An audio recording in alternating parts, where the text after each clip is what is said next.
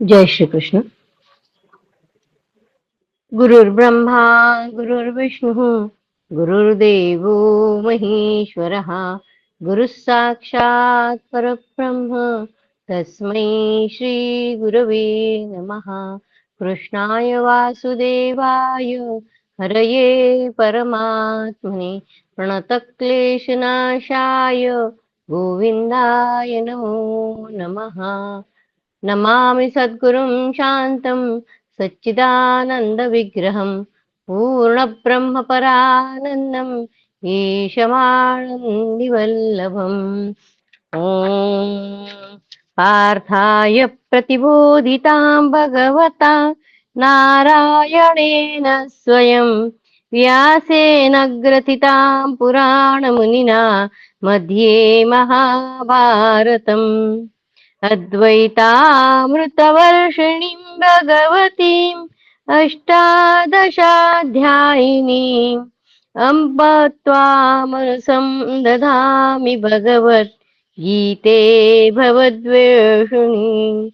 नमोऽस्तु ते व्यासविशालबुद्धे पुल्लारविन्दायतपत्रनेत्र येन त्वया भासिततैलपूर्णः प्रज्वालितो ज्ञानमयः प्रदीपः प्रपन्नपारिजाताय स्तोत्रवेत्रैकपाणये ज्ञानमुद्राय कृष्णाय गीतामृतदुहे नमः। नारायणं नमस्कृत्य नरं चैव नरोत्तमं देवीं सरस्वतीं व्यासं ततो जयमुदीरयेत्। जय श्री कृष्ण। सभा पर्व देख रहे हैं। मय दानव ने राजा युधिष्ठिर के लिए एक सभा बनाई है, उसका वर्णन हम देख रहे थे। अथ चतुर्थोध्याय। मय द्वारा निर्मित सभा भवन में धर्मराज युधिष्ठिर का प्रवेश तथा सभा में स्थित महर्षियों और राजाओं आदि का वर्णन। वैशंपायन जी कहते हैं, जन्मेजय, उस श्रेष्ठ सभा भवन का निर्माण करके मयासुर ने अर्जुन से कहा। मयासुर बोला, सव्यसाचिन, यह है आपकी सभा। इसमें एक ध्वजा होगी। उसके अग्रभाग में भूतों का महापराक्रमी किंकर नामक गण निवास करेगा। जिस समय तुम्हारे धनुष की टंकार ध्वनि होगी, उस समय उस ध्वनि के साथ ये भूत भी मेघों के समान गर्जना करेंगे। उस सभा के अग्रभाग में भूतों का महापराक्रमी किंकर नामक गण निवास करेगा। और जिस समय अर्जुन के धनुष की टंकार ध्वनि होगी, उस समय ये वे जो भूत है वो भी उस टंकार के ध्वनि के साथ मेघों के समान गर्जना करेंगे। यह जो सूर्य के समान तेजस्वी अग्निदेव का उत्तम रथ है, और ये जो श्वेत वर्ण वाले दिव्य एवं बलवान अश्वरत्न है, तथा वह जो वानर चिन्ह से उपलक्षित ध्वज है, इन सब का निर्माण माया से हुआ है। यह ध्वज वृक्षों में कहीं अटकता नहीं है। उस रथ पर जो ध्वज है वो वृक्षों में कहीं अटकता नहीं है, तथा अग्नि की लपटों के समान सदा ऊपर की ओर ही उठा रहता है। आपका यह वानर चिन्हित ध्वज, और उस रथ का वह ध्वज, उस ध्वज पर वानर चिन्हित है। आपका यह वानर चिन्हित ध्वज अनेक रंग का दिखाई देता है। आप युद्ध में इस उत्कट एवं स्थिर ध्वजा को कभी झुकता नहीं देखेंगे। ऐसा कहकर मयासुर ने अर्जुन को हृदय से लगा लिया और उनसे विदा लेकर अभिष्ट स्थान को चला गया।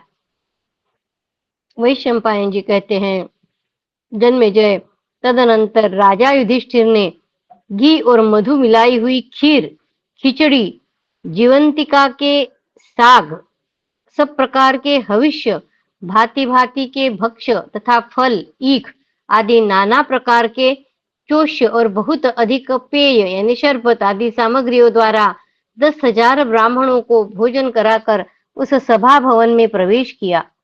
उन्होंने नए नए वस्त्र और छोटे बड़े अनेक प्रकार के हार आदि के उपहार देकर अनेक दिशाओं से आए हुए उस श्रेष्ठ ब्राह्मणों को तृप्त किया। भारत, तत्पश्चात उन्होंने प्रत्येक ब्राह्मण को 1,000 गौएं दी। उस समय वहां ब्राह्मणों के पुण्याह वाचन का गंभीर घोष मानो स्वर्गलोक तक गूंज रहा था। कुरुश्रेष्ठ युधिष्ठिर ने अनेक प्रकार के बाजे तथा भांति भांति के दिव्य सुगंधित पदार्थों द्वारा उस भवन में देवताओं की स्थापना एवं पूजा की। इसके बाद वे उस भवन में प्रविष्ट हुए। वहां धर्मपुत्र महात्मा युधिष्ठिर की सेवा में कितने ही मल्ल यानी बाहुयुद्ध करने वाले, नट, झल्ल यानी लकुटियों से युद्ध करने वाले, झल्ल यानी, और मल्ल यानी बाहु युद्ध करने वाले, लकड़ियों से युद्ध करने वाले और बाहु युद्ध करने वाले, सूत और वैतालिक उपस्थित हुए। इस प्रकार पूजन का कार्य संपन्न करके भाइयों सहित पांडुनंदन युधिष्ठिर स्वर्ग में इंद्र की भांति उस रमणीय सभा में आनंद पूर्वक रहने लगे। उस सभा में ऋषि तथा विभिन्न देशों से आए हुए नरेश पांडवों के साथ बैठा करते थे। कौन कौन बैठा करता था?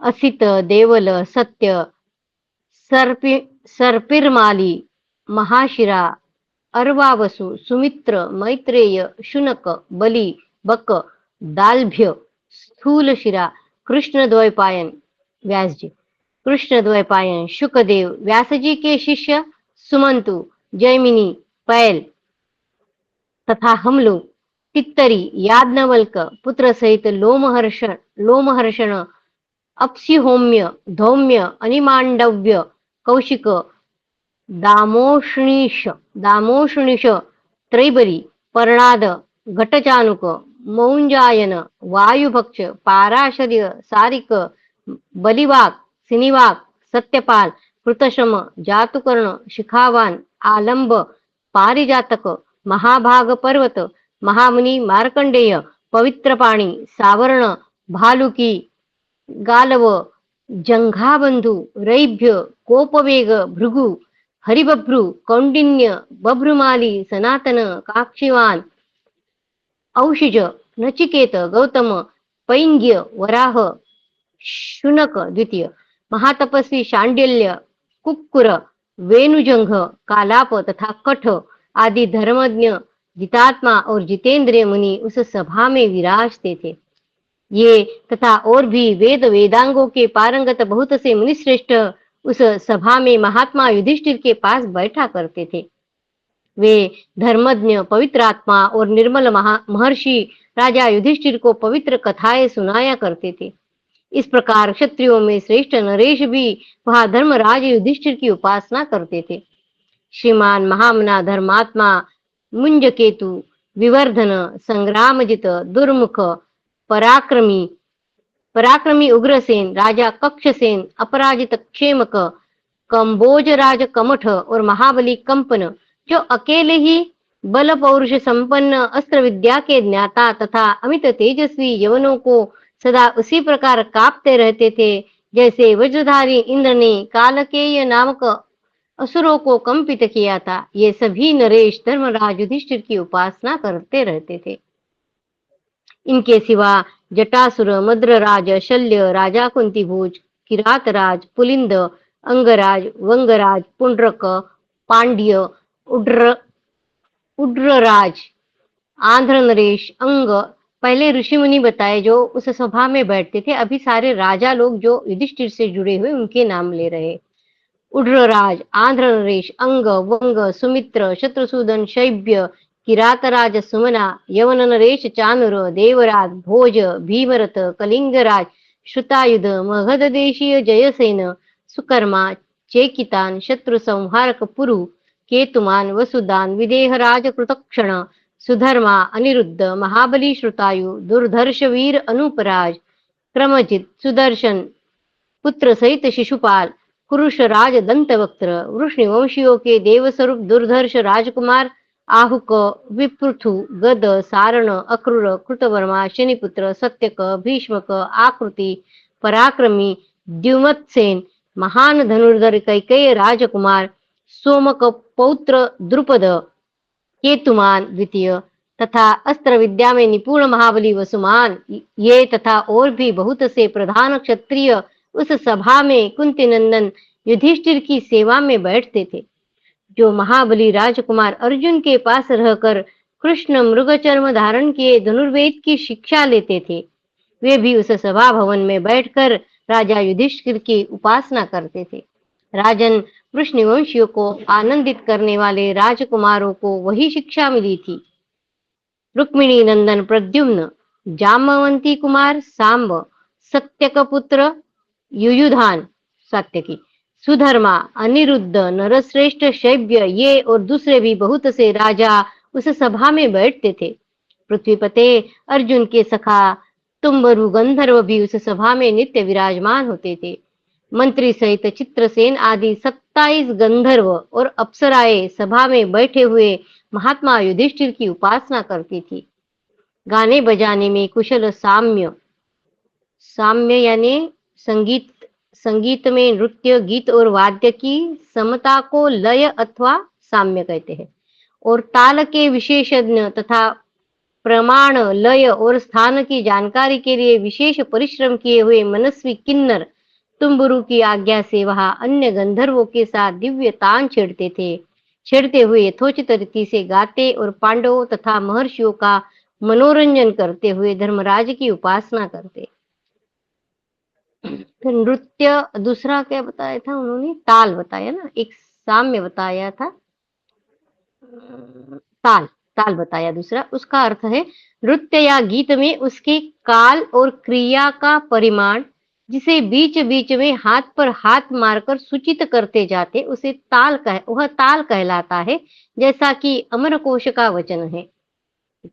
जैसे देवता लोग दिव्य लोकों की सभा में ब्रह्मा जी की उपासना करते, जैसे देवता लोग दिव्य लोक की सभा में ब्रह्मा जी की उपासना करते, उसी प्रकार कितने ही सत्य प्रतिज्ञ और उत्तम व्रत का पालन करने वाले महापुरुष उस सभा में बैठकर महाराज युधिष्ठिर की आराधना करते थे।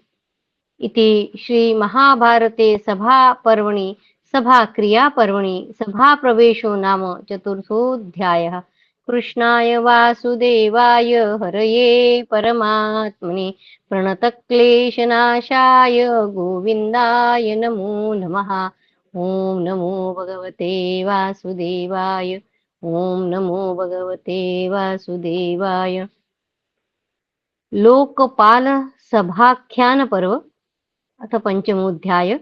नारद जी का युधिष्ठिर की सभा में आगमन और प्रश्न के रूप में युधिष्ठिर को शिक्षा देना। वैशंपायन जी कहते हैं, जन्मेजय एक दिन उस सभा में महात्मा पांडव अन्यान्य महापुरुषों तथा गंधर्वों आदि के साथ बैठे हुए थे। उसी समय वेद और उपनिषदों के ज्ञाता ऋषि देवताओं द्वारा पूजित, इतिहास पुराण के मर्मज्ञ, पूर्व कल्प की बातों के विशेषज्ञ, न्याय के विद्वान, धर्म के तत्व को जानने वाले, शिक्षा, कल्प, व्याकरण, निरुक्त, छंद और ज्योतिष, इन 6 अंगों के पंडितों में शिरोमणि, ऐक्य, संयोग, नानात्व और समवाय के ज्ञान में विशारद, प्रगल्भ वक्ता, मेधावी, स्वर्ण शक्ति संपन्न, नितिज्ञ, त्रिकालदर्शी, अपर ब्रह्म और परब्रह्म को विभाग पूर्वक जानने वाले, प्रमाणों द्वारा एक निश्चित सिद्धांत पर पहुंचे हुए, पंचवयव युक्त वाक्य के गुण दोष को जानने वाले, नारद जी का वर्णन चल रहा है, बृहस्पति जैसे वक्ता के साथ भी उत्तर प्रत्युत्तर करने में समर्थ, धर्म, अर्थ, काम और मोक्ष चारों पुरुषार्थों के संबंध में यथार्थ निश्चय रखने वाले तथा इन संपूर्ण 14 भुवनों को ऊपर नीचे तिरछे सब ओर से प्रत्यक्ष देखने वाले, महाबुद्धिमान, सांख्य और योग के विभाग पूर्वक ज्ञाता, देवताओं और असुरों में भी निर्वेद यानी वैराग्य उत्पन्न करने की इच्छुक, संधि और विग्रह के तत्व को समझने वाले, अपने और शत्रु पक्ष के बलाबल का अनुमान से निश्चय करके शत्रु पक्ष के मंत्रियों आदि को फोड़ने के लिए धन आदि बांटने के उपयुक्त अवसर का ज्ञान रखने वाले, संधि यानी सुलह, विग्रह यानी कलह, यान यानी चढ़ाई करना, आसन यानी अपने स्थान ही चुप्पी मारकर बैठ रहना, द्वैधी भाव यानी शत्रुओं में फूट डालना, समाश्रय यानी किसी बलवान राजा का आश्रय ग्रहण करना, राजनीति के इन 6 अंगों के उपयोग के जानकार, समस्त शास्त्रों के निपुण विद्वान, युद्ध और संगीत की कला में कुशल, सर्वत्र क्रोध रहित, इन उपर्युक्त गुणों के सिवा और भी असंख्य सद्गुणों से संपन्न मननशील परम कांतिमान महातेजस्वी देवर्षि नारद लोक लोकांतरों में घूमते फिरते पारिजात बुद्धिमान पर्वत तथा सौम्य सुमुख आदि अन्य अन्य अनेक ऋषियों के साथ सभा में स्थित पांडवों से प्रेम पूर्वक मिलने के लिए मन के समान वेग से वहां आए और उन्हें ब्रह्मर्षि ने जय सूचक आशीर्वादों द्वारा धर्मराज युधिष्ठिर का अत्यंत सम्मान किया। ये सारे विशेषण जो है, जो सद्गुण थे, वो सब नारद जी के लिए कहे गए थे। कुछ शब्दों का विश्लेषण यहाँ पे है, पर वो शब्द मुझे दिखने चाहिए अभी, क्योंकि बहुत आगे निकल गए हैं, दिख नहीं रहे। ठीक है, कुछ शब्द आए थे जो आगे, उसके विवेचन है। अभी मैं सिर्फ पढ़ लूंगी क्योंकि मुझे वो दिख नहीं रहा है। परस्पर विरुद्ध प्रतीत होने वाले वेद के वचनों की एक 12 वचन अंतर दिला है ना। संपूर्ण धर्मों के ज्ञाता पांडव श्रेष्ठ राजा युधिष्ठिर ने देवर्षि नारद को आया देख भाइयों सहित सहसा उठकर उन्हें प्रेम विनय और नम्रता पूर्वक उस समय नमस्कार किया और उन्हें अनेक योग्य आसन देकर धर्मज्ञ नरेश ने गऊ मधुपर्क तथा अर्घ्य आदि उपचार अर्पण करते हुए रत्नों से उनका विधि पूर्वक पूजन किया। मधुपर्क यानी दही में मधु मिलाया जाता है और उसे मधुपर्क कहा जाता है, वह भगवान को देते हैं, तथा उनकी सब इच्छाओं की पूर्ति करके उन्हें संतुष्ट किया। राजा युधिष्ठिर से यथोचित पूजा पाकर नारद जी बहुत प्रसन्न हुए। इस प्रकार संपूर्ण पांडवों से पूजित होकर उन वेदवेत्ता महर्षि ने युधिष्ठिर से धर्म काम और अर्थ तीनों के उपदेश पूर्वक ये बातें पूछी। नारद जी बोले, राजन, क्या तुम्हारा धन तुम्हारे यज्ञ दान तथा कुटुंब रक्षा आदि आवश्यक कार्य के निर्वाह के लिए पूरा पड़ जाता है? प्रश्न पूछ रहे नारद जी, कैसे राज्य चला रहे हैं युधिष्ठिर, इसके बारे में उनसे प्रश्न कर रहे हैं। क्या तुम्हारा धन यज्ञ दान तथा कुटुंब रक्षा आदि आवश्यक कार्यों के निर्वाह के लिए पूरा पड़ जाता है? क्या धर्म में तुम्हारा मन प्रसन्नता पूर्वक लगता है? धर्म यानी उसका स्वधर्म स्वकर्तव्य, राजा है ना, उस राजा का कर्तव्य करते हुए तुम्हारा मन प्रसन्नता पूर्वक लगता है? क्या तुम्हें इच्छा अनुसार सुख भोग प्राप्त होते हैं? भगवत चिंतन में लगे हुए तुम्हारे मन को किन्हीं दूसरी वृत्तियों द्वारा आघात या विक्षेप तो नहीं पहुंचता? भगवत चिंतन में लगे हुए तुम्हारे मन को किसी दूसरी वृत्तियों द्वारा आघात या विक्षेप तो नहीं पहुंचता? ये सारे प्रश्न नारद जी पूछ रहे हैं युधिष्ठिर से।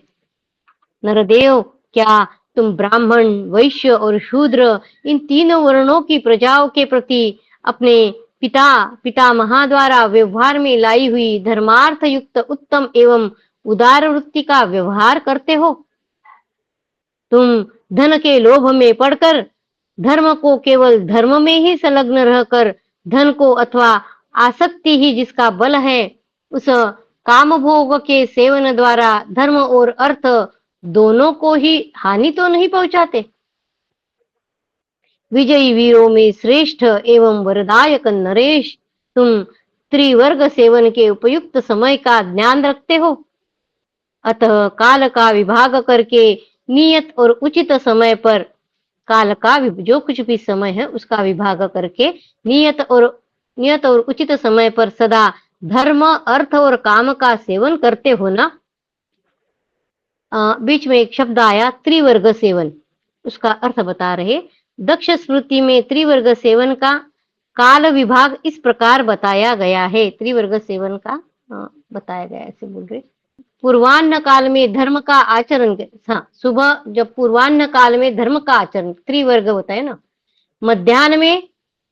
मध्याह्न का समय धनोपार्जन का काम देखे और सायं यानी रात्रि के समय काम का सेवन करे। यह वैदिक श्रुति का आदेश है, नीलकंठी से उद्धृत है। समय जो है त्रिवर्ग का जो बोले तो सुबह जो है उसमें तब धर्म का आचरण करे, मध्याह्न में धनोपार्जन का काम देखे और सायंकाल रात्रि के समय काम का सेवन करे।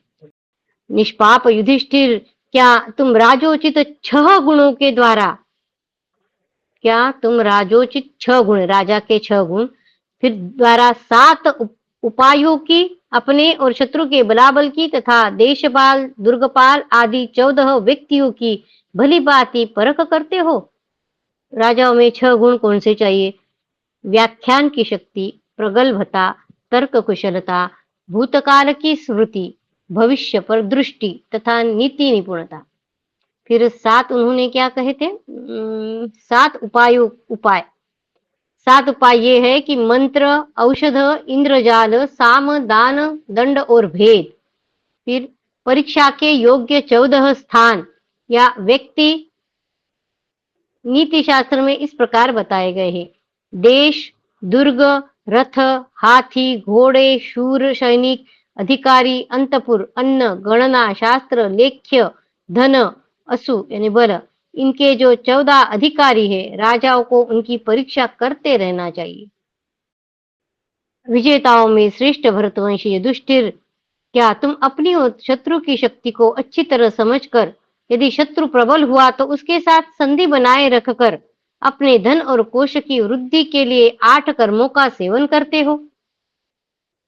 राजा के कोश और धन की वृद्धि के लिए 8 कर्म बताए हैं। राजा के कोश और धन की वृद्धि के लिए 8 कर्म बताए हैं।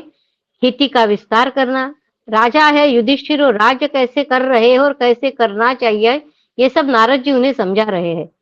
खेती का विस्तार, व्यापार की रक्षा, दुर्ग की रचना एवं रक्षा, पुलों का निर्माण और उनकी रक्षा, हाथी बांधना, सोने, हीरे आदि की खानों पर अधिकार करना, कर की वसूली और उजाड़ प्रांतों में लोगों को बसाना। मनीषी पुरुषों द्वारा ये 8 सद्धान कर्म बताए गए हैं। भरत श्रेष्ठ, तुम्हारे मंत्री आदि 7 प्रकृतियां कहीं शत्रुओं में मिल तो नहीं गई है? तुम्हारे मंत्री आदि 7 प्रकृतियां कहीं शत्रुओं में तो नहीं मिल गई है? तुम्हारे राज्य के धनी लोग बुरे व्यसनों से बचे रहकर सर्वथा तुमसे प्रेम करते रहे।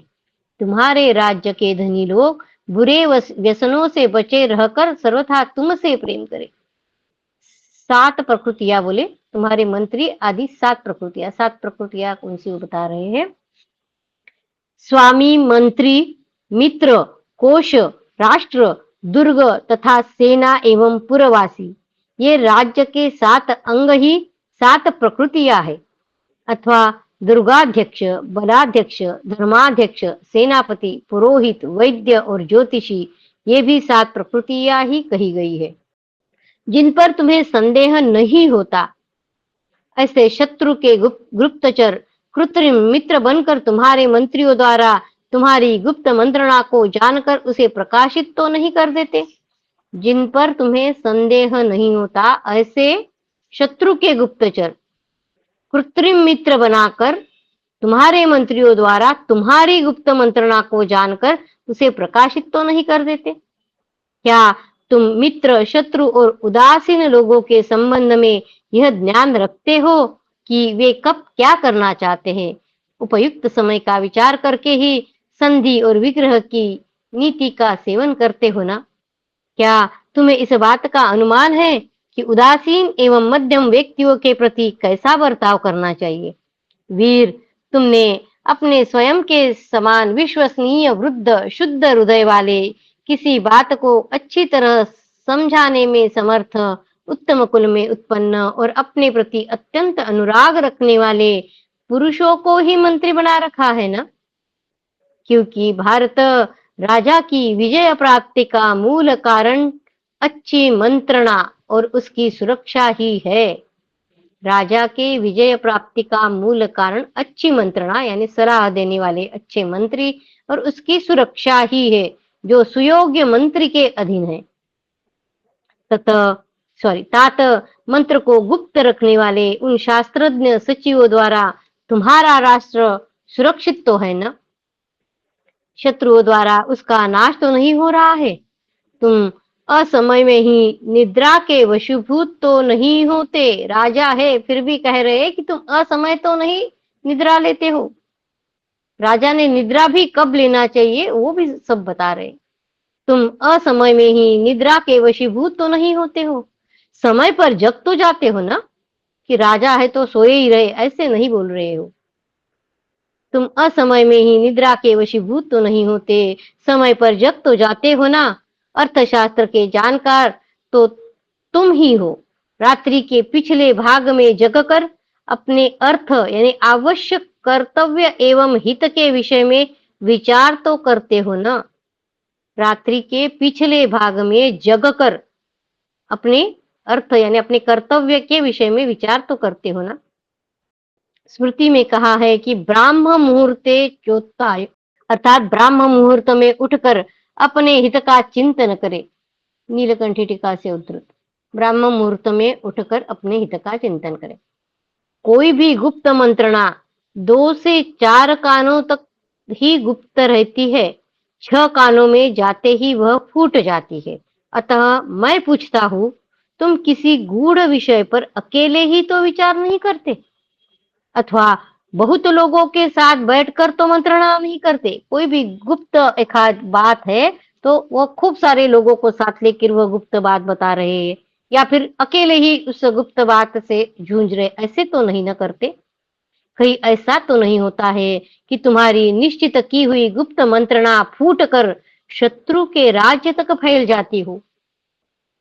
धन की वृद्धि के ऐसे उपायों का निश्चय करके जिनमें मूलधन तो कम लगना पड़ता हो किंतु वृद्धि अधिक होती हो, उनका शीघ्रता पूर्वक आरंभ कर देते हो ना। वैसे कार्यों में अथवा वैसा कार्य करने वाले लोगों के मार्ग में तुम विघ्न तो नहीं डालते। तुम्हारे राज्य के किसान, मजदूर आदि श्रमजीवी मनुष्य तुमसे अज्ञात तो नहीं है। उनके कार्य और गतिविधि पर तुम्हारी दृष्टि है ना। वे तुम्हारे अविश्वास के पात्र तो नहीं है, अथवा तुम उन्हें बार बार छोड़ते और पुनः काम पर लेते तो नहीं रहते। तुम उन्हें बार बार छोड़ते और पुनः काम पर लेते तो नहीं रहते, क्योंकि महान अभ्युदय या उन्नति में उन सब का स्नेह पूर्वक सहयोग ही कारण है। क्योंकि चिरकाल से अनुग्रहित होने पर ही वे ज्ञात, विश्वास पात्र और स्वामी के प्रति अनुरक्त होते हैं। कृषि आदि के कार्य विश्वसनीय, लोभ रहित और बड़े बूढ़ों के समय से चले आने वाले कार्यकर्ता द्वारा ही करते हो ना। राजन वीर शिरोमणि, क्या तुम्हारे कार्य के सिद्ध हो जाने पर या सिद्धि के निकट पहुंच जाने पर ही लोग जान पाते हैं? सिद्ध होने से पहले ही तुम्हारे किन्हीं कार्यों को लोग जान तो नहीं लेते। सिद्ध होने से पहले ही तुम्हारे किन्हीं कार्यों को लोग जान तो नहीं लेते। तुम्हारे यहाँ जो शिक्षा देने का काम करते हैं यानी शिक्षक, वे धर्म एवं संपूर्ण शास्त्रों के मर्मज्ञ विद्वान होकर ही राजकुमारों तथा मुख्य मुख्य योद्धाओं को सब प्रकार की आवश्यक शिक्षा देते हैं ना। जो आपने पुरोहित या जो शिक्षक अपने राजपुत्रों को सिखाने के लिए रखे हैं, उन शिक्षकों को वे शिक्षक संपूर्ण शास्त्रों के मर्मज्ञ विद्वान है कि नहीं, ये भी उनको देखना है। तुम हजारों मूर्खों के बदले एक पंडित को ही तो खरीदते हो ना। 1000 मूर्ख खरीदने से एक पंडित खरीदना है। तुम हजारों मूर्ख के बदले एक पंडित को तो ही खरीदते हो ना, अर्थात आदर पूर्वक स्वीकार करते हो ना, क्योंकि विद्वान पुरुष ही अर्थ संकट के समय महान कल्याण कर सकता है। क्या तुम्हारे सभी दुर्ग यानी किले धन धान्य अस्त्र शस्त्र जल यंत्र मशीन शिल्पी और धनुर्धर और सैनिकों से भरे पूरे रहते हैं? शिल्पी और धनुर्धर सैनिकों से भरे पूरे रहते हैं। यदि एक भी मंत्री मेधावी शौर्य संपन्न संयमी और चतुर हो तो राजा अथवा राजकुमार को विपुल संपत्ति की प्राप्ति करा देता है। क्या तुम शत्रु पक्ष के 18 और अपने पक्ष के 15 तीर्थों की 3-3 अज्ञात गुप्तचरों द्वारा देखभाल या जांच पड़ताल करते रहते हो? तुम शत्रु पक्ष के 18 और अपने पक्ष के 15 तीर्थों की 3-3 अज्ञात गुप्तचरों द्वारा देखभाल या जांच पड़ताल करते हो। अभी शत्रु पक्ष के 18 जो बताए उन्होंने तीर्थ, वो देखो शत्रु पक्ष के मंत्री, पुरोहित, युवराज, सेनापति, द्वारपाल, अंतर्वेशिक यानी अंतपुर का अध्यक्ष, कारागृहाध्यक्ष, कोषाध्यक्ष, यथा योग्य कार्यों में धन का व्यय करने वाला सचिव, प्रदेष्टा यानी पहरेदारों का को काम बताने वाला, नगराध्यक्ष यानी कोतवाल, कार्य निर्माण करता यानी शिल्पियों का परिचालक, धर्माध्यक्ष, सभाध्यक्ष, दंडपाल, दुर्गपाल, राष्ट्र सीमापाल तथा वनरक्षक, ये 18 तीर्थ है जिन पर राजा को दृष्टि रखनी चाहिए। शत्रु के इन 18 तीर्थ बोला है उन्होंने, पर राजा को दृष्टि करनी चाहिए, और खुद के 15 बताए थे। उपर्युक्त टिप्पणी में 18 तीर्थों में से आदि के 3 को छोड़कर शेष 15 तीर्थ अपने पक्ष के भी सदा परीक्षणीय है। शत्रुसूदन, तुम शत्रुओं से अज्ञात, सतत सावधान और नित्य प्रयत्नशील रहकर संपूर्ण शत्रुओं की गतिविधि पर दृष्टि रखते हो ना? क्या तुम्हारे पुरोहित विनयशील, कुलीन, बहुज्ञ, विद्वान, दोष दृष्टि से रहित तथा शास्त्र चर्चा में कुशल है? क्या तुम उनका पूर्ण सत्कार करते हो? तुमने अग्निहोत्र के लिए विधिज्ञ, बुद्धिमान और सरल स्वभाव के ब्राह्मणों को नियुक्त किया है। वह सदा किए हुए और किए जाने वाले हवन को तुम्हें ठीक समय पर सूचित कर देता है ना? क्या तुम्हारे यहाँ हस्तपाद आदि अंगों की परीक्षा में निपुण, ग्रहों की वक्र तथा अतिचार आदि गतियों एवं उनके शुभाशुभ परिणाम आदि को बतलाने वाला तथा दिव्य, भौम एवं शरीर संबंधी सब प्रकार के उत्पातों को पहले से ही जान लेने में कुशल ज्योतिषी है? तुम्हारे राज्य में ऐसा ज्योतिषी है? तुमने प्रधान व्यक्तियों को उनके योग्य महान कार्यों में, मध्यम श्रेणी के कार्यकर्ताओं को मध्यम कार्य में, निम्न श्रेणी के सेवकों को उनकी योग्यता के अनुसार छोटे कामों में ही लगा रखा है ना? क्या तुम निश्चल बाप दादाओं के क्रम से चले आए हुए और पवित्र आचार विचार वाले श्रेष्ठ मंत्रियों को सदा श्रेष्ठ कर्मों में लगाए रखते हो? भरत श्रेष्ठ, कठोर दंड के द्वारा तुम प्रजाजनों को अत्यंत उद्वेग में तो नहीं डाल देते? मंत्री लोग तुम्हारे राज्य का न्यायपूर्वक पालन करते हैं ना? जैसे पवित्र याजक पतित यजमान का और स्त्रियां कामचारी पुरुष का तिरस्कार कर देती है, उसी प्रकार प्रजा कठोरता पूर्वक अधिक कर लेने के कारण तुम्हारा अनादर तो नहीं करती? प्रजा कठोरता पूर्वक अधिक कर लेने के कारण तुम्हारा अनादर तो नहीं करती? क्या तुम्हारा सेनापति हर्ष और उत्साह से संपन्न, शूरवीर, बुद्धिमान, धैर्यवान, पवित्र, कुलीन, स्वामी भक्त तथा अपने कार्य में कुशल है? सेनापति, तुम्हारे सेना के मुख्य दलपति सब प्रकार के युद्धों में चतुर, धृष्ट यानी निर्भय, निष्कपट और पराक्रमी है ना? तुम उनका यथोचित सत्कार एवं सम्मान करते हो ना? अपनी सेना के लिए यथोचित भोजन और वेतन ठीक समय पर दे देते हो ना? अपनी सेना के लिए यथोचित भोजन और वेतन ठीक समय पर देते हो ना? जो उन्हें दिया जाना चाहिए उसमें कमी या विलंब तो नहीं कर देते? अपने जो कर्मचारी है या अपने जो सेना के लोग हैं उनको भोजन और वेतन समय पर देना चाहिए, उसमें कमी या विलंब तो नहीं कर देते? भोजन और वेतन अधिक विलंब होने पर भृत्यगण अपने स्वामी पर कुपित हो जाते हैं। उनका वह कोप महान अनर्थ का कारण बताया गया है। भोजन और वेतन में अधिक विलंब होने पर भृत्यगण अपने स्वामी पर कुपित हो जाते हैं और उनका वह कोप महान अनर्थ का कारण बन गया है। क्या तुम उत्तम कुल में उत्पन्न मंत्री आदि सभी प्रधान अधिकारी तुमसे प्रेम रखते हैं? क्या वे युद्ध में तुम्हारे हित के लिए अपने प्राणों तक का त्याग करने को सदा तैयार रहते हैं? तुम्हारे कर्मचारियों में कोई ऐसा तो नहीं है जो अपनी इच्छा के अनुसार चलने वाला और तुम्हारे शासन का उल्लंघन करने वाला हो। तुम्हारे कर्मचारियों में कोई ऐसा तो नहीं है जो अपनी इच्छा के अनुसार चलने वाला और तुम्हारे शासन का उल्लंघन करने वाला हो तथा युद्ध के सारे साधनों एवं कार्य को अकेला ही अपने रुचि के अनुसार चला रहा हो।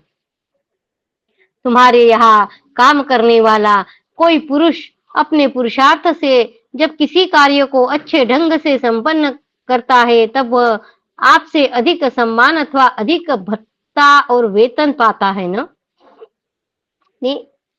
कोई किसी पुरुष ने किसी कार्य को अच्छे ढंग से किया है तो उसे अधिक सम्मान या अधिक भत्ता और वेतन देना चाहिए, ऐसे कह रहे हो क्या?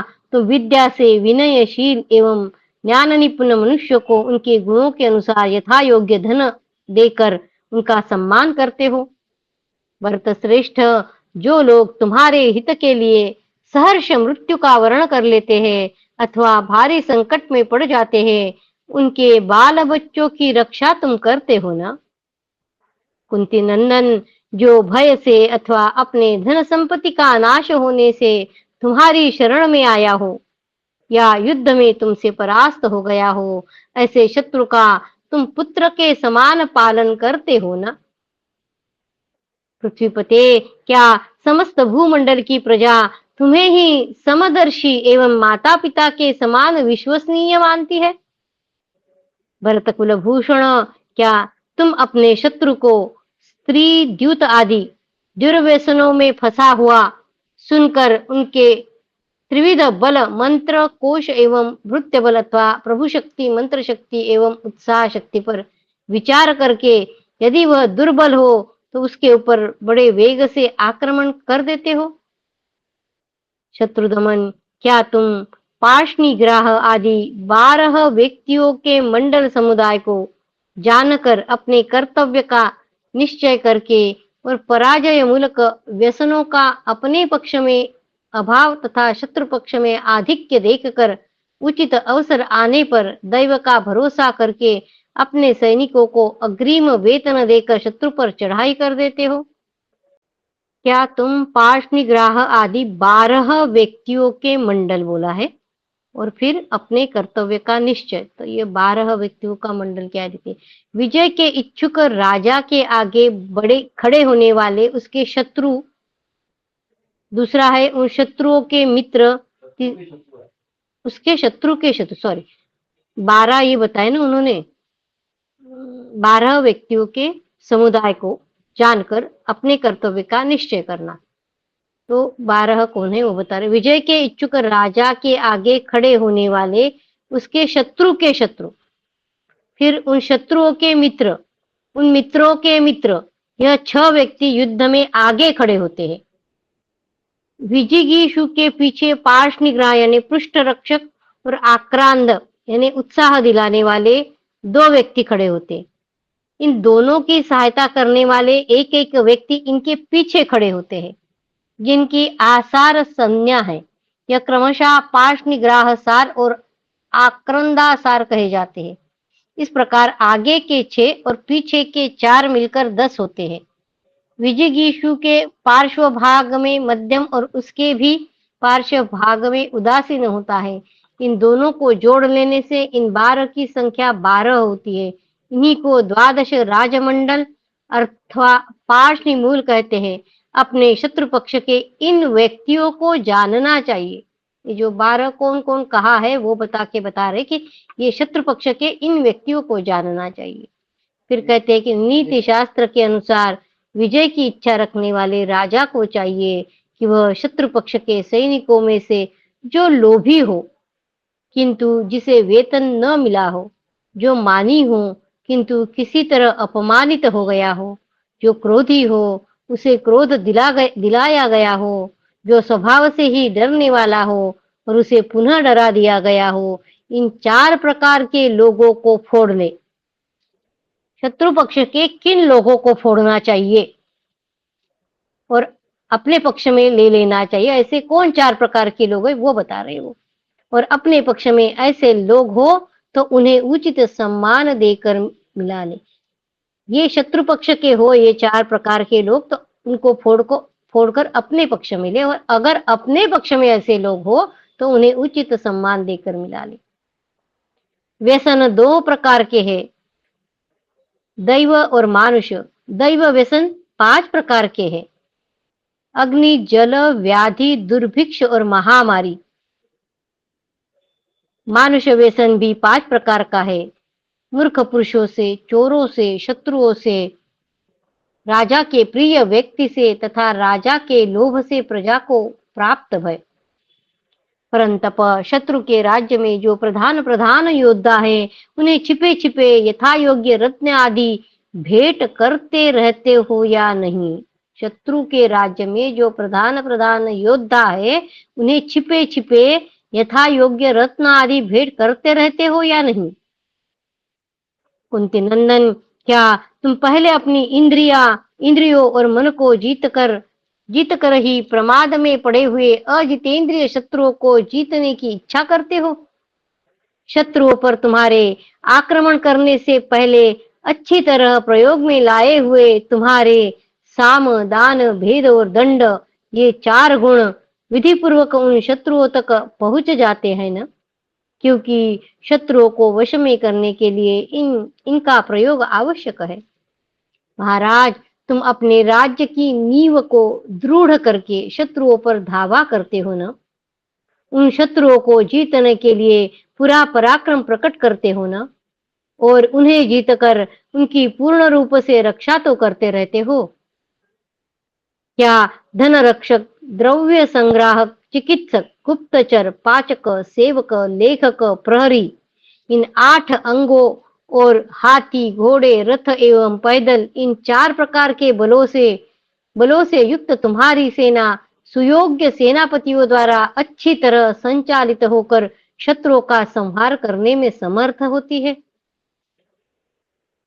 शत्रुओं को संतप्त करने वाले महाराज, तुम शत्रुओं के राज्य में अनाज काटने और दुर्भिक्ष समय की उपेक्षा न करके रणभूमि में शत्रुओं को मारते हो ना?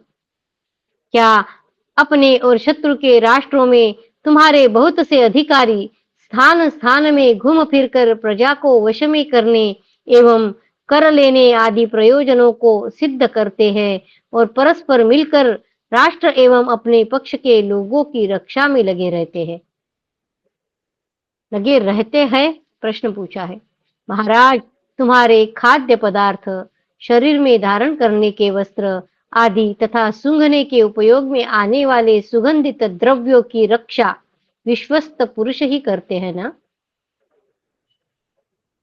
तुम्हारे कल्याण के लिए सदा प्रयत्नशील रहने वाले स्वामी भक्त मनुष्यों द्वारा ही तुम्हारे धन भंडार, अन्न भंडार, वाहन प्रधान द्वार, अस्त्र शस्त्र तथा आय के साधनों की रक्षा एवं देखभाल की जाती है ना?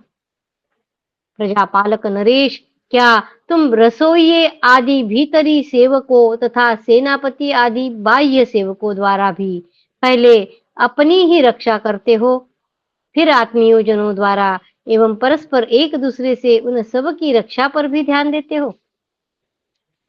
तुम्हारे सेवक पूर्वाह्न काल में, जो कि धर्माचरण का समय है, तुमसे मद्यपान, द्यूत, क्रीड़ा और युवती स्त्री आदि दुर्व्यसनों में तुम्हारा समय और धन का व्यर्थ नष्ट करने के लिए प्रस्ताव तो नहीं करते?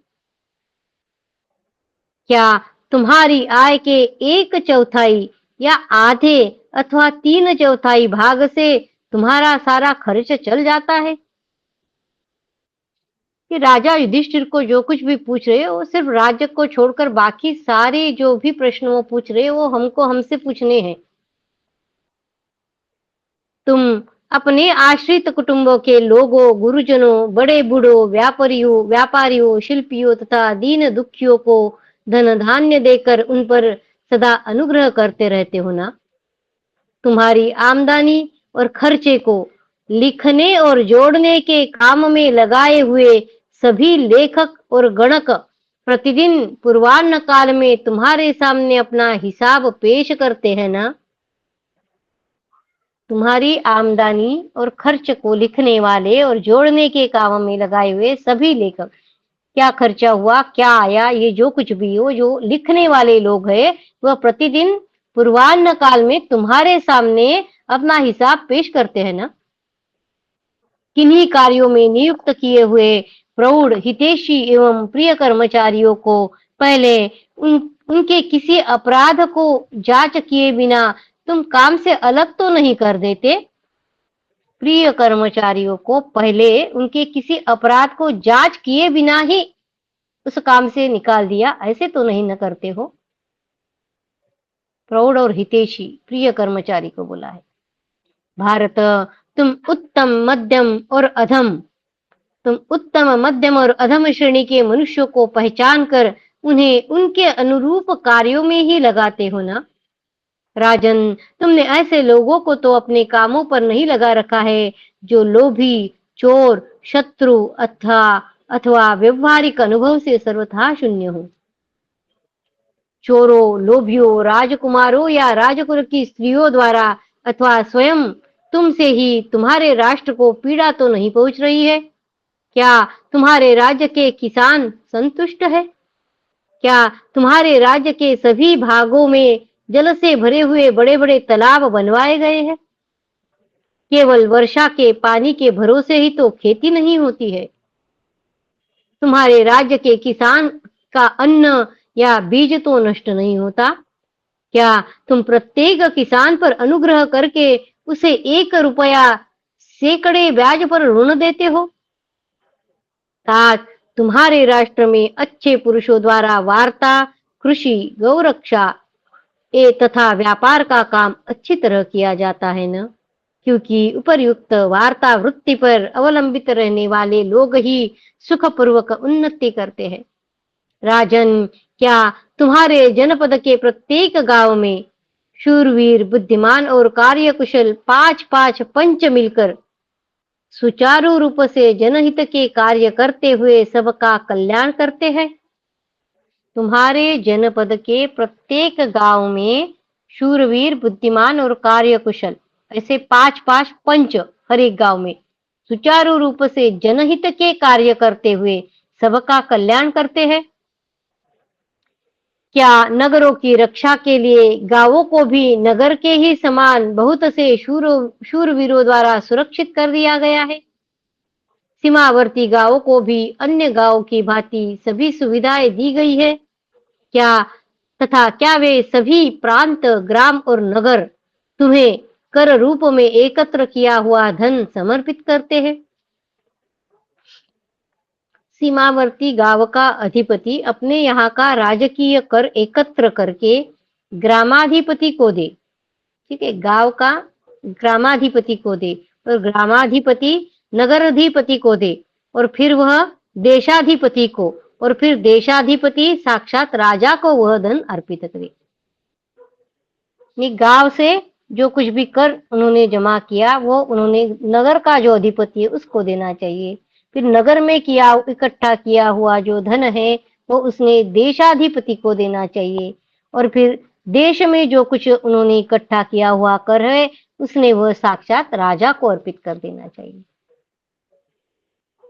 क्या तुम्हारे राज्य में कुछ रक्षक पुरुष सेना साथ लेकर चोर डाकुओं का दमन करते हुए सुगम एवं दुर्गम नगरों में विचरते रहते हैं?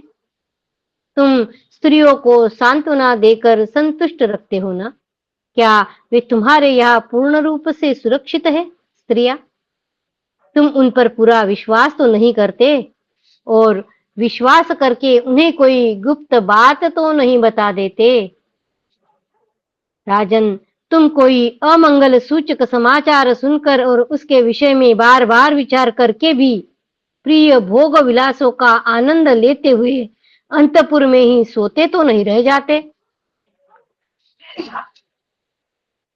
प्रजानाथ, क्या तुम रात्रि के पहले पहर के बाद जो प्रथम, दूसरे और तीसरे याम है उन्हीं में सोकर अंतिम पहर में उठकर बैठ जाते और धर्म एवं अर्थ का चिंतन करते हो? राजा को कितने काम है देखो। क्या तुम रात्रि के पहले पहर के बाद जो प्रथम दो, दूसरे और तीसरे याम है, उन्हें उन्हीं में सोकर अंतिम प्रहर में उठकर बैठ जाते और धर्म और अर्थ का चिंतन करते हो। पांडुनंदन, तुम प्रतिदिन समय पर उठकर स्नान आदि के पश्चात वस्त्राभूषणों से अलंकृत हो देश काल के ज्ञाता मंत्रियों के साथ बैठकर प्रार्थी या दर्शनार्थी मनुष्यों की इच्छा पूर्ण करते हो। शत्रुदमन, क्या लाल वस्त्र धारण करके अलंकारों से अलंकृत हुए योद्धा अपने हाथों में तलवार लेकर तुम्हारी रक्षा के लिए सब ओर से सेवा में उपस्थित रहते हैं? महाराज, क्या तुम दंडनीय अपराधियों के प्रति यमराज और पूजनीय पुरुषों के प्रति धर्मराज का सा बर्ताव तो करते हो? प्रिय एवं अप्रिय व्यक्तियों की भली भांति परीक्षा करके ही व्यवहार करते हो ना? प्रिय एवं अप्रिय व्यक्तियों की भली भांति परीक्षा करके ही व्यवहार करते हो ना? कुंती कुमार, क्या तुम औषधि सेवन या पथ्य भोजन आदि नियमों के पालन द्वारा अपने शारीरिक कष्ट को तथा वृद्ध पुरुषों की सेवा रूप सत्संग द्वारा मानसिक संताप को सदा दूर करते रहते हो? तुम्हारे वैद्य अष्टांग चिकित्सा में कुशल, हितैषी, प्रेमी एवं तुम्हारे शरीर को स्वस्थ रखने के प्रयत्न में सदा संलग्न रहने वाले हैं। अष्टांग चिकित्सा बताई है, नाड़ी, मल, मूत्र, जिह्वा, नेत्र, रूप, शब्द तथा स्पर्श, ये 8 चिकित्सा के प्रकार कहे जाते हैं। नरेश्वर, कहीं ऐसा तो नहीं होता है कि तुम अपने यहाँ आए हुए अर्थी यानी याचक और प्रत्यर्थी यानी राजा की ओर से मिली हुई वृत्ति बंद हो जाने से दुखी हो, पुनः उसी को पाने के लिए प्रार्थी, राजा के ओर से कुछ मिल रहा है पर वो बंद हो गया, बंद होने से वो दुखी हो गया, तो पुनः उसे पाने के लिए वो आया है राजा के पास, उसे प्रार्थी कहा गया है। और लोभ, मोह अथवा अभिमानवश किसी प्रकार आंख उठाकर देखते तक नहीं। कहीं अपने आश्रित जनों की जीविका वृत्ति को तुम लोभ, मोह, आत्मविश्वास अथवा आसक्ति से बंद तो नहीं कर देते? अपने आश्रित जनों की जीविका वृत्ति को तुम आसक्ति से बंद तो नहीं कर देते? तुम्हारे नगर तथा राष्ट्र के निवासी मनुष्य संगठित होकर तुम्हारे साथ विरोध तो नहीं करते? शत्रुओं ने उन्हें किसी तरह घूस देकर खरीद तो नहीं लिया? कोई दुर्बल शत्रु जो तुम्हारे द्वारा पहले बलपूर्वक पीड़ित किया गया, कोई दुर्बल शत्रु जो तुम्हारे द्वारा पहले बलपूर्वक पीड़ित किया गया हो, किंतु मारा नहीं गया, अब मंत्रणा शक्ति से अथवा मंत्रणा और सेना दोनों ही शक्तियों से किसी तरह बलवान होकर सिर तो नहीं उठा रहा है? क्या सभी मुख्य भूपाल तुमसे प्रेम रखते हैं? क्या वे तुम्हारे द्वारा सम्मान पाकर तुम्हारे लिए अपने प्राणों की बलि दे सकते हैं? क्या तुम्हारे मन में सभी विद्याओं के प्रति गुण के अनुसार आदर का भाव है? क्या तुम ब्राह्मण तथा साधु संतों की सेवा पूजा करते हो जो तुम्हारे लिए शुभ एवं कल्याणकारिणी है? उन ब्राह्मणों को तुम सदा दक्षिणा तो देते रहते हो ना, क्योंकि वह स्वर्ग और मोक्ष की प्राप्ति कराने वाली है। तीनों वेद ही जिसके मूल है और पूर्व पुरुषों ने जिसका आचरण किया है, उस धर्म का अनुष्ठान करने के लिए तुम अपने पूर्वजों के ही भांति प्रयत्नशील तो रहते हो। धर्मानुकूल कर्म में ही तुम्हारी प्रवृत्ति तो रहती है ना? क्या तुम्हारे महल में तुम्हारी आंखों के सामने गुणवान ब्राह्मण स्वादिष्ट और गुणकारक अन्न भोजन करते हैं और भोजन के पश्चात उन्हें दक्षिणा दी जाती है? अपने मन को वश में करके एकाग्र चित्त हो वाजपेय और पुंडरीक आदि सभी यज्ञ यागों का तुम पूर्ण रूप से अनुष्ठान करने का प्रयत्न तो करते हो ना? जाति भाई, गुरुजन, वृद्ध पुरुष, देवता, तपस्वी, चैत्य वृक्ष यानी पीपल, चैत्य वृक्ष आदि तथा कल्याणकारी ब्राह्मणों को नमस्कार तो करते हो ना? निष्पाप नरेश, तुम किसी के मन में शोक या क्रोध तो नहीं पैदा करते? तुम्हारे पास कोई मनुष्य हाथ में मंगल सामग्री लेकर सदा उपस्थित तो रहता है ना। पाप रहित युधिष्ठिर, अब तक जैसा बतलाया गया है उसके अनुसार ही तुम्हारी बुद्धि और वृत्ति, बुद्धि यानी विचार और वृत्ति यानी आचार, तुम्हारी बुद्धि और वृत्ति है ना, ऐसी धर्मानुकूल बुद्धि और वृत्ति आयु तथा यश को बढ़ाने वाली एवं धर्म अर्थ तथा काम को पूर्ण करने वाली है। सो जो ऐसी बुद्धि जो ऐसी बुद्धि के अनुसार बर्ताव करता है उसका राष्ट्र कभी संकट में नहीं पड़ता है। वह राजा सारी पृथ्वी को जीत कर बड़े सुख से दिनों दिन उन्नति करता है। कहीं ऐसा तो नहीं होता है कि शास्त्र कुशल विद्वानों का संग न करने वाले तुम्हारे मूर्ख मंत्रियों ने किसी विशुद्ध हृदय वाले श्रेष्ठ एवं पवित्र पुरुष पर चोरी का अपराध लगाकर उसका सारा धन हड़प लिया हो, फिर अधिक धन के लोभ से वे उसे प्राण दंड देते हो। नरश्रेष्ठ,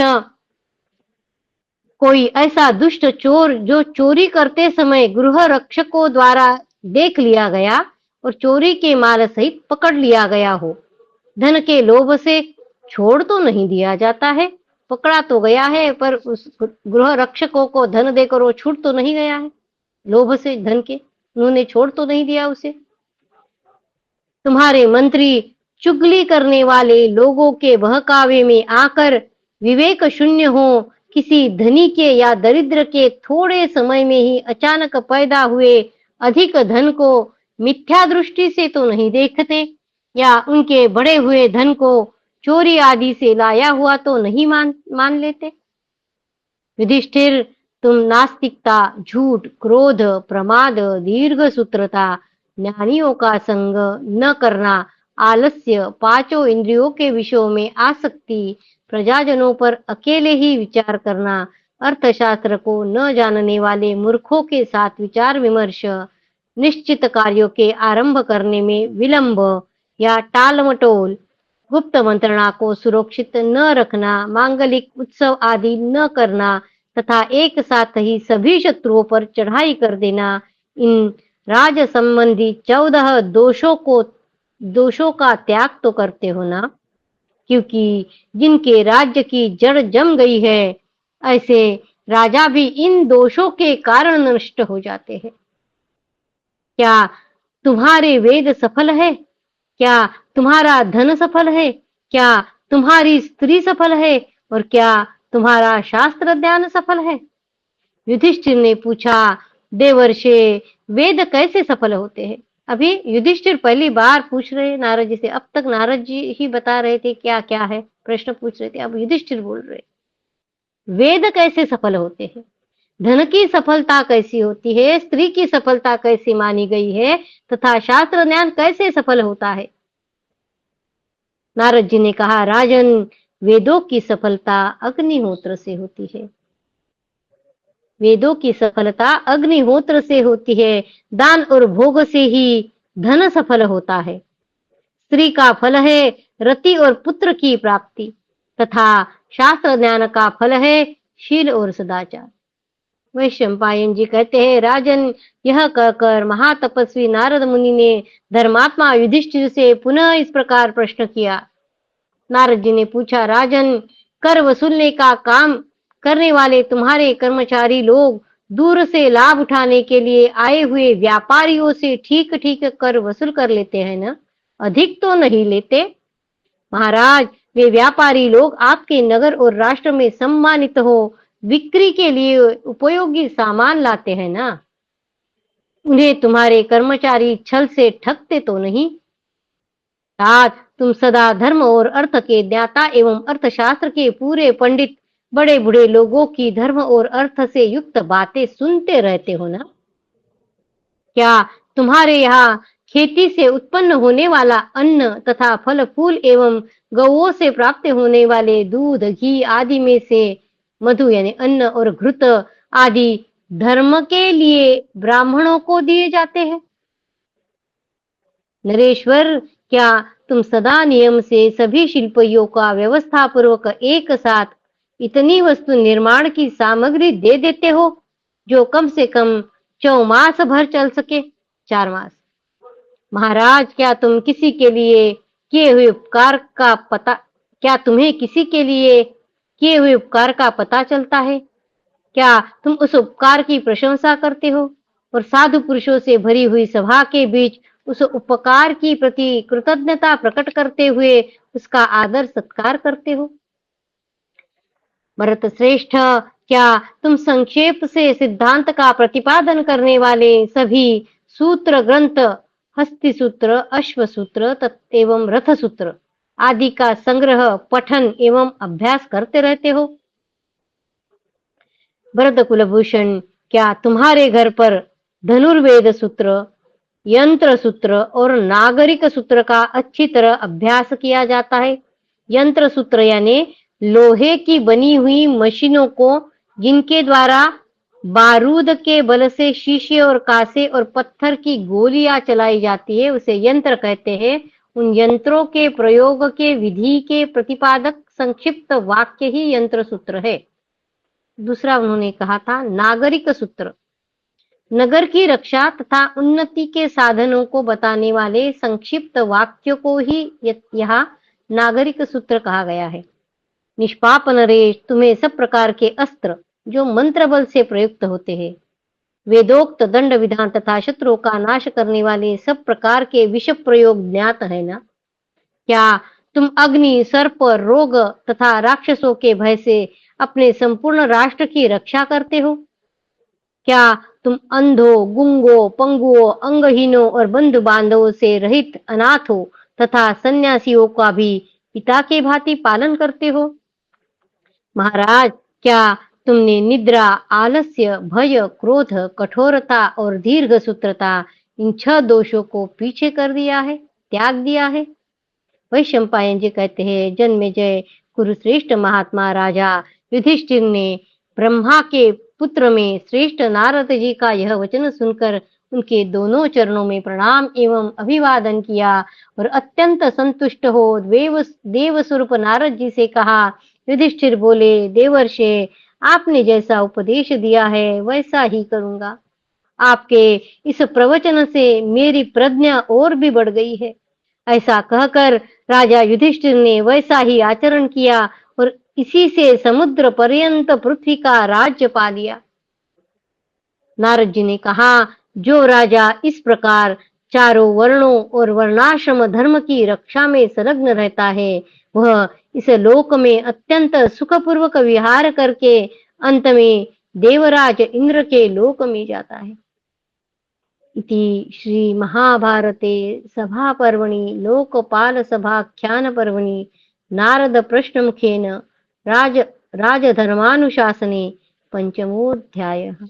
कृष्णाय वासुदेवाय हरये परमात्मने प्रणतक्लेशनाशाय गोविन्दाय नमो नमः। ओम नमो भगवते वासुदेवाय। ओम नमो भगवते वासुदेवाय। भव भवे यथा भक्तिः पादयोस्तव जायते, तथा कुरुष्व देवेश नाथस्त्वं नो यत प्रभो। नाम संकीर्तनं यस्य सर्वपापप्रणाशनं, प्रणामो दुःखशमनस्तं नमामि हरिं परं, तं नमामि हरिं परम्। त्वदीयं वस्तु गोविन्द तुभ्यमेव समर्पये, तेन तदङ्घ्रिकमले रतिं मे यच्छ शाश्वतीम्। ॐ पूर्णमदः पूर्णमिदं पूर्णात् पूर्णमुदच्यते, पूर्णस्य पूर्णमादाय पूर्णमेवावशिष्यते। ॐ शान्ति शान्ति शान्तिः। हरि ओम तत्सत्। श्री कृष्णार्पणमस्तु। श्री गुरुभ्यो नमः।